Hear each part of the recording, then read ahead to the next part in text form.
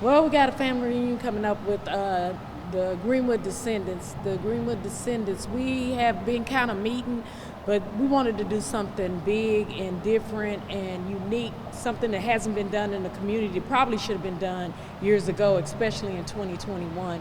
So this year we're going to do it in light of the fact that the mayor has made June 1st a day of commemoration. So we're going to have it on June 1st.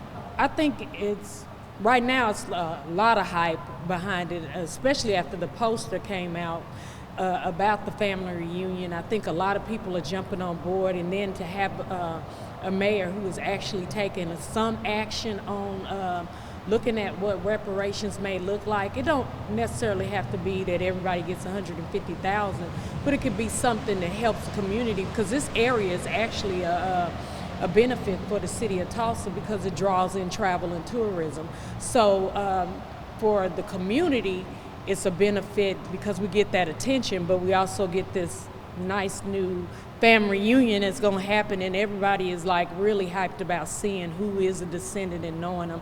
The other cool thing is these descendants are ready to be certified, and so that's one of the biggest things that we're talking about right now is they're bringing that paperwork in almost every day to the Greenwood Cultural Center to be certified. I mean, what we eventually want to happen is this first one we wanted to be descendants of Greenwood whose community was actually destroyed, but our hope is to eventually bring in the other side so that we can sit down and have a conversation. It don't have to be ugly, but it could be real, and it could be a conversation that gets us moving to a better place in this city on both sides of the track.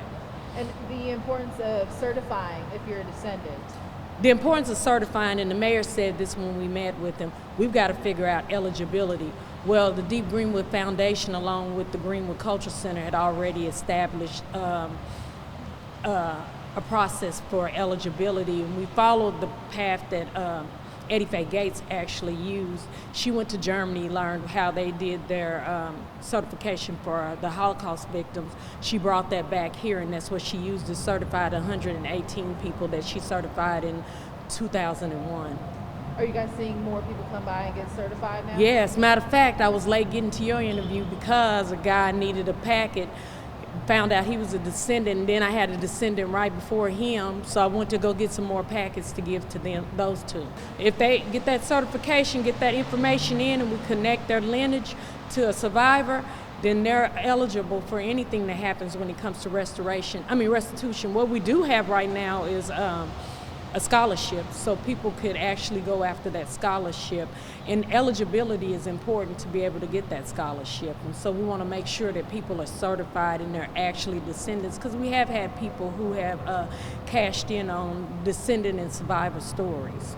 And this is going to make it legit. Is there anything else we need to know for the family reunion? The family reunion, we would like some financial support, so if there's anybody out there willing to help support, or even in-kind giving, that would be really crucial to making this happen.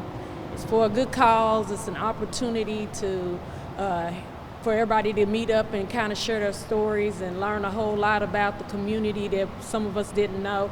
I mean, there's some cool stories behind Greenwood, and it doesn't necessarily have to do with what happened on May 31st and June 1st. The family reunion will be in the front lawn of the Mabel B. Little House at 322 North Greenwood on June 1st.